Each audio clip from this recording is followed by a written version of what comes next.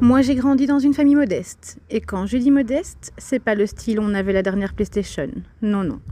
C'est le style on mangeait les restes des autres.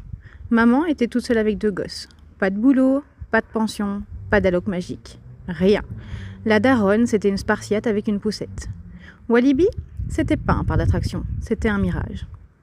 On y allait genre tous les 3 ans. Il fallait qu'il y ait une promo plus un miracle. Et là, attention, c'était la fête nationale. On sautait partout, on hurlait, on faisait des bonds, comme si on venait de gagner à la loterie. Un coca ? Oui, mais 1 pour 3. Et on le faisait tourner avec respect, comme une relique. À ton tour, frère, bois la joie. On mangeait des sandwichs fait maison, dans du papier alu froissé, et on se suçait les doigts comme si c'était des choupa-choups. Du coup, j'ai bossé, j'ai charbonné. Je suis secrétaire médicale. C'est pas glamour, mais c'est stable. Et avec ça, j'ai décidé, mes enfants ne connaîtront pas ça. Fini les galères, fini les vacances sur le balcon, fini les tartines à l'eau du robinet. Résultat, mes enfants ont reçu un abonnement Walibi. Pas une fois, pas 2, mais tous les ans. Et on y va tous les week-ends.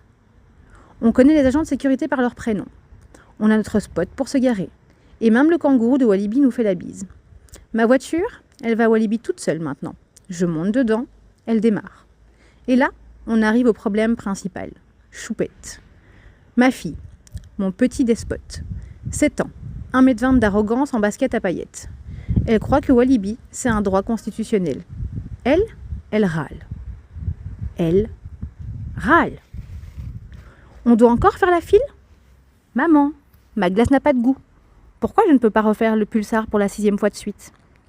Moi, j'ai connu l'époque où si tu faisais une attraction, c'était déjà magique. Elle fait tout. Le mécalodon, check. Le loup-garou, check.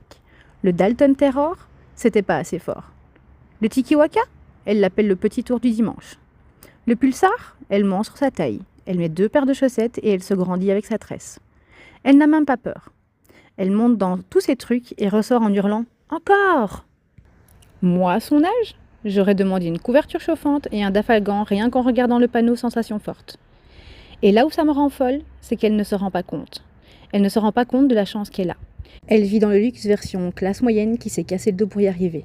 Mais pour elle, c'est normal. Elle a une maman qui l'emmène tous les week-ends dans un parc d'attractions.